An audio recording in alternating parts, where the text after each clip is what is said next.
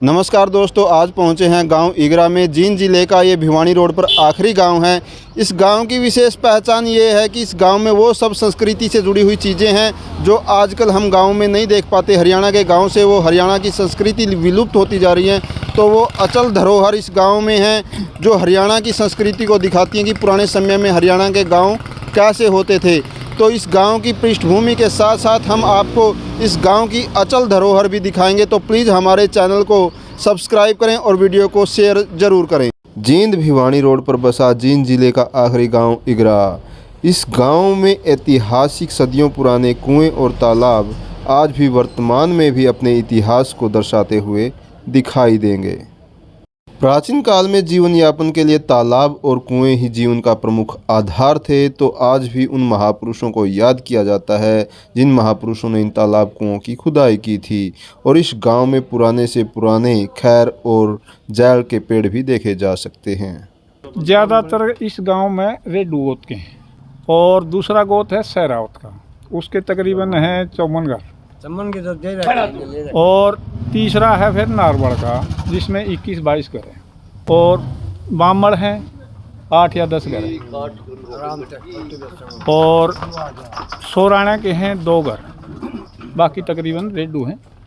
नमस्कार साथियों, हमारे साथ हैं गांव इगरा से डॉक्टर जयनारायण रेड्डू जी।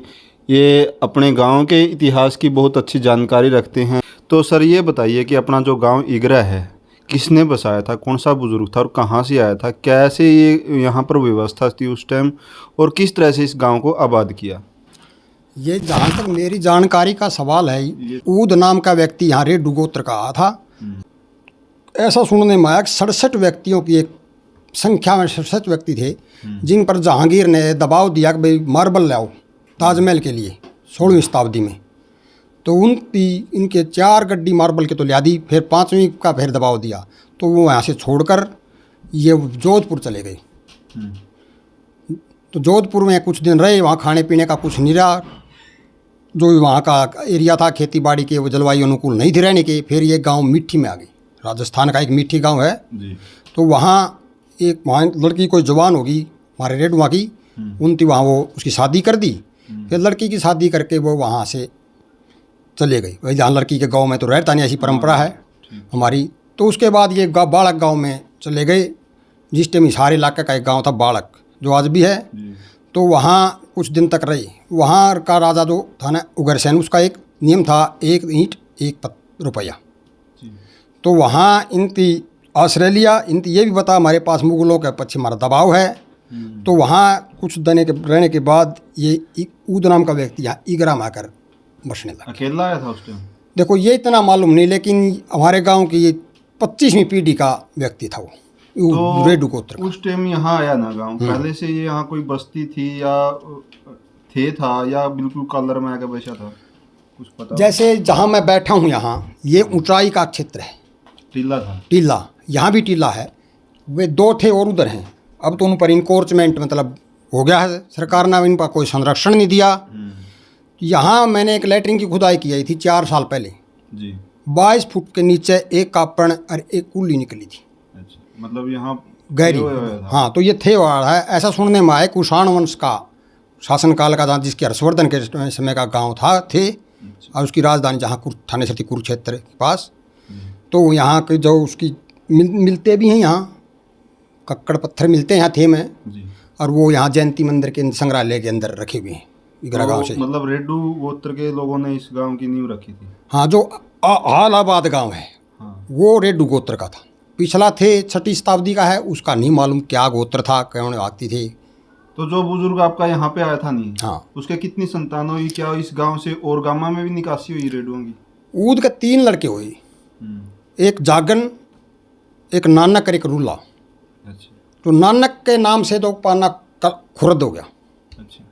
पाना, छोटा पाना बसा नानक ने, और जागन के नाम से बड़ा पाना हो गया। अच्छा। और रूला था जो वो यहाँ से दालमाड़ाबाद चला गया, दालमाड़ा बस गया।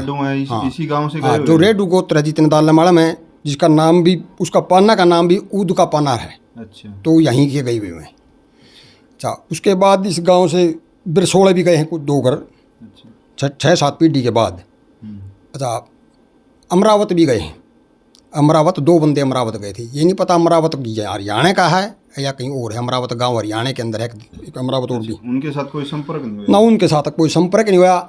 जो बाली नंबरदार ठोड़ेदार था उसके दादार गए थे 2 अमरावत। तो गांव को आबाद करने के लिए सभी जातियों की भी जरूरत होती थी, तो कहाँ से दूसरी जातियों को लाके बसाया? भाईचारे की भी जरूरत होती थी अपने गांव की आबादी बढ़ाने के लिए। दूसरे गोत्र के लोग भी आए होंगे इस गांव में, तो कहाँ से कौन कौन आए यहाँ पे? जैसे आबाद गांव विकसित होता गया, लगभग 1600 कुछ शताब्दी में 1700 के आसपास हाँ। गांव को 13 कुडी को मंजूरी मिली राजा से। अच्छा। 13 कुडी गांव की उस टाइम थी जिनको आधिकारिक रूप से गांव का दर्जा दिया गया। 13 परिवार थे उस टाइम। 13 मतलब कुडी घर, 13 घर, एक घर में उसका 10 आदमी हों, 20 भी हों, ज्वाइंट रूप से 13 कुडी, जो देड़ी बोलते हैं अपन। हाँ, देड़ी चुल्हे बोलते हैं। तो उससे क्या हुआ, इसका गांव का नाम एक इगराही देवी है। अच्छा, देवी के नाम से रखा? इगराही देवी जींद रियासत का पहला गांव था। बीच में कोई गांव नहीं था रास्ते में, जो क्या बोल रहे हैं ढाणी में है। यहाँ ढाणी के अंदर, बीड़ के अंदर एक ढाणी है, वहाँ इगराही देवी आज भी मौजूद है वहाँ उसका। लेकिन उसका कोई देखभाल, कोई मंदिर वगैरह नहीं, छोटी ये पड़ी है लेकिन। हाँ, ऐसी जैसी तैसी अवस्था में है। उस नाम से इगरा का नाम इगरा पड़ा है, इगराही देवी के नाम से। तो और कहाँ से आए थे फिर ये दूसरी जाति के लोग? फिर जैसे खेती होती गई, यहाँ एक रुद्र नदी होती थी पहले, उससे खेती होती स्टार्ट में। 18वीं शताब्दी के अंत तक वो चली है, 1921 तक चली है रुद्र नदी शायद। मेरे पास कुछ दरखास्त पड़ी है उसकी, जो आई माल के अभियान की रुद्र की। फिर खाती आए, जरूरत पड़ी औजारों के ठीक करने के लिए, तो प्रजापतियों की भी जरूरत होती थी, बरतने के लिए। तो ऐसे मतलब किसान को जितनी जरूरत होती थी उन सबको। हाँ, तो उन दूसरे लाके उनको बुलाकर बसा गया। खाती यहाँ से, जहाँ मित्ता थल से खाती लाए गई, काड़वन गोत है। अच्छा, 1-2 उनके तो घर मेरा ख्याल इस टाइम मलूक खाती आता, मलूक। अच्छा, पहला जो हाँ आया मलूक था, उसका नाम श्यामलाल था। अच्छा। हाँ, उनके 8-10 घर हो रहे हैं। अरे जो पन्ना खुर्द के अंदर जो खाती हैं उनके 2 घर हैं। हाँ, वो गोत के जल्ला हैं। अच्छा, कुम्हार हैं, जहाँ तक है कुम्हार बाद में आए हैं खातियों से, वो मुँह सिंगाने से आए। अच्छा, फिर जीमर हैं, जीमर तितरवाड़ गोत के हैं। जीमर भी उसी टाइम समकालीन जीमर आए। टाइम तो लगभग हाँ, थोड़ा उसे के आसपास से। हाँ, 2 साल 4 साल आगे पीछे से। हाँ, 20 साल 30 साल पीढ़ी, 1 पीढ़ी 2 पीढ़ी बाद में आए गए हैं। अच्छा, लुहार हैं, लुहार बुच्ची गांव से आए थे। बुच्ची से धूमसी गए, करनाल के पास लाडुआ डिस्ट्रिक्ट का गोलोक का गांव धूमसी। धूमसी से फिर यहाँ हर नाम लुहार उनका दादा था, लेकिन वो जीतपुर बोला थी। हाँ, हर नाम लुहार यहाँ आया और वहाँ तिलकू आया। फिर जहाँ मनियार है जोरी, वो बोलन जिसको, तो वो दुल्ली मनियार आकर बसा था सबसे पहले। ये कितने परिवार हो गए? ये उनके कुछ तो बाहर चले गए, सर्विस में हो गए, कोई शहर चले गए। बाकी 5 घर 6 घर मनियारों के हो रहे हैं। लुहाना के भी 10-12 घर हो रहे हैं जी। हाँ। और कौन सी जाति? और यहाँ चमार हैं, वाल्मीकि हैं। अच्छा, और गोसाई हैं। गोसाई 2 गोत के हैं। एक तो जो पाना कला के अंदर गोसाई हैं, वो तो चांद बोदला गोत के हैं। वो किलोई गांव से आए थे, किलोई से। किलोई मेरा ख्याल इलाका रोहतक के अंदर पड़ता होगा जी। अच्छा, जो गिरी गोत है उनका बसंतनाथ गोत है, वो नहीं पता कहाँ से आए थे। उनको ज़मीन यहाँ रहने के लिए दी गई थी शुरू के अंदर। फिर कुछ यहाँ इधर एक पाना कला के अंदर बालन गांव से बामड़ आ रहे हैं, जाट गोत के, उनके। हाँ, जाट गोत के बामड़ गोत। हाँ, बालन गांव से बाणजा के रूप में आए थे। उनके पास ज़मीन ज़्यादा थी, पूरा छोटा पाना कला के 5वां हिस्सा में थी। उनकी वो गोसाइयों को ज़मीन दान में दे दी। कितने परिवार होंगे? इनके बालन गोत के। हाँ। जो उनके होंगे 10-15 घर जो होंगे, 15-16 घर हो रहे हैं। वहाँ भी फिर बाहर चले गए ना। हाँ। गाँव में हाँ चले जाते हैं बाहर सर्विस। हाँ, गुड़गांव भी गया, को कहीं भी गया। तो फिर गोत यहाँ जाट गोत में एक सहरावत गोत और है, जो भी यहाँ का मतलब लड़की के हैं, ध्यानी के कहते हैं, जो किला जफरगढ़ बोल रहे हैं, वहाँ के बसंते थे। हाँ, और यहाँ के लड़की थी हमारी बुजुर्गा की बुआ रुकमण, उसका जो संतान थी वो यहाँ आकर बसी थी। सब ब्राह्मण हैं, ब्राह्मण बुआनी खेड़ा से आए हैं। भिवानी डिस्ट्रिक्ट का गांव था बुआनी खेड़ा, बुआनी खेड़े से काफ़ी माइग्रेट हुए हैं लोग और यहाँ, तो वो लाटे गोद के कोसी। हाँ, एक हमारे जो ये साथ में बस रहे जहाँ मैं बैठा हूँ, यहाँ वशिष्ठ गोद के हैं 10-12 घर। ये उनकी जो कोसी के लाटा की जो लड़की हैं उनकी ध्यानी के ही हैं। हाँ, ये नेतानंद था जो यहाँ आया, उसका नाम वो क्या था, बसरी था उसका बाप का नाम, जो बयाई थी जी। हाँ, अरे वो नेतानंद उसका लड़का था। तो और वो वाल्मीकियों का भी पता है कहाँ से आए थे? जो लाटे है ना, लाटे, उनका एक भजन था, भजन, उसकी लड़की थी ये। अच्छा।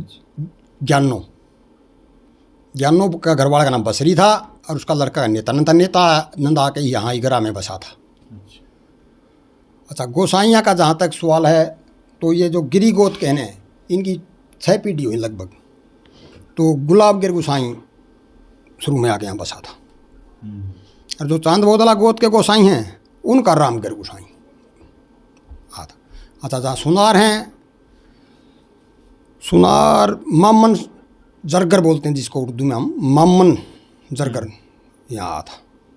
सुनारों के भी 6 पीढ़ी 7 पीढ़ी होगी लगभग जी। हाँ, उनके भी 20-22 घर हो रहे हैं। और ये गांव का विस्तार अगर देखा जाए तो आबादी कितनी होगी अपने गांव की? इस टाइम तो देख क्या पता जी, 10,000 के आसपास हो रही होगी। वोट कितने हैं गांव के?